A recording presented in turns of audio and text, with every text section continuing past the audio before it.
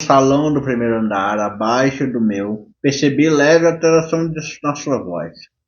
Mas que diabo, Henry? Por quê?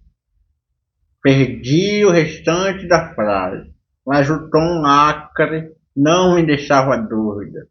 Alguns minutos após, chegou-me aos ouvidos outra frase, dita com mais ajudame. Concordo com você, ela é muito bonita.